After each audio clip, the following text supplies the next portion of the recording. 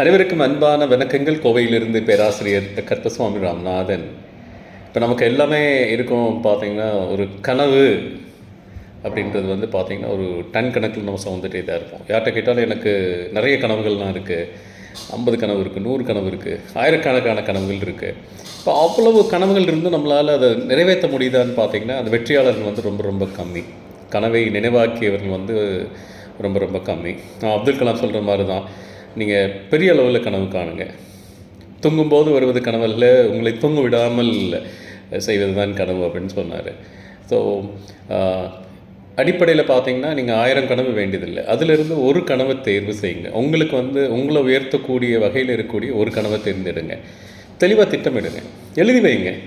கண் பார்வையில் நீங்கள் இருக்கிற இடத்துல எழுதி பாருங்கள். டெய்லி காலையில் எழுந்திரிச்சுன்னு உங்களுக்கு கனவை வந்து பார்த்தீங்கன்னா நோட்டம் இடுங்க, கண்களால் நோட்டம் இடுங்க, மனசில் வாங்கிக்கோங்க, உறுதியோடு முயற்சி செய்யுங்க. தினம் வந்து என்ன செய்யணும், அந்த கனவு அடையிறதுக்கான ஒரு சிறு பங்களிப்பை என்ன செய்யணும், உங்களோட வாழ்க்கை பயணத்தில் நீங்கள் அதை வந்து பரிமாணம் படுத்தணும். ஸோ எந்த ஒரு முன்னறிவிப்பின்றியும் வந்து பார்த்திங்கன்னா, நீங்கள் வந்து எந்த ஒரு முன்னறிவிப்பும் இல்லாமல் ஒன்றும் பண்ண முடியாது. ஸோ உங்களை நீங்கள் ஒவ்வொரு முன்னறிவிப்பும் டெய்லி என்ன செய்யணும் சொல்லிகிட்டே இருக்கணும். அதை தாண்டி என்ன இருக்குது, நீங்கள் வந்து யூ கேன் கெட் அசிஸ்டன்ட், ஒரு அட்வைஸ் வந்து நீங்கள் வாங்கிக்கலாம் மற்றவங்ககிட்ட இருந்து.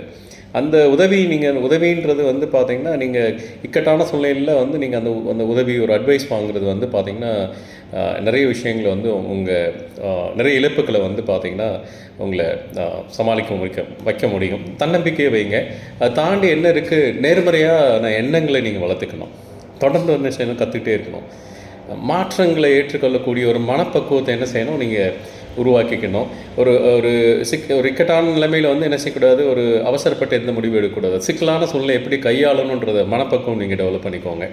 சின்ன வெற்றியாக இருக்கட்டும், கனவு நோக்கி நீங்கள் போகும்போது சின்ன வெற்றியாக இருக்கட்டும், அதை என்ன செய்யணும், செலிப்ரேட் பண்ணணும், பயங்கரமாக செலிப்ரேட் பண்ணுறோம். ஸோ கனவுன்றது வந்து நீங்கள் ஒன் டைம் நீங்கள் கிரிக்கெட் மேட்ச் வின் பண்ணுறதுமா கிடையாது. கனவுன்றது ஒரு பயணம். உங்களுடைய கடின உழைப்பு, ஒரு எதிர்மறையான எண்ணங்களை ஓரங்கட்டிட்டு வச்சுட்டு இருக்க தன்னம்பிக்கையால் மட்டும்தான் முடியும். ஸோ உங்களோட கனவு நிறைவேற உங்களோட உழைப்பால், கடின உழைப்பால், நேர்மறை எண்ணங்கள்லாம் ஒதுக்கி நேர்த்தியான ஒரு வாழ்க்கை முறையை ஏற்படுத்துனீங்கன்னா வெற்றி பெறலாம். கனவு நிஜமாகட்டும் என்ற நம்பிக்கையோடு விடைபெறுவது கருப்பசுவாமி ராமநாதன்.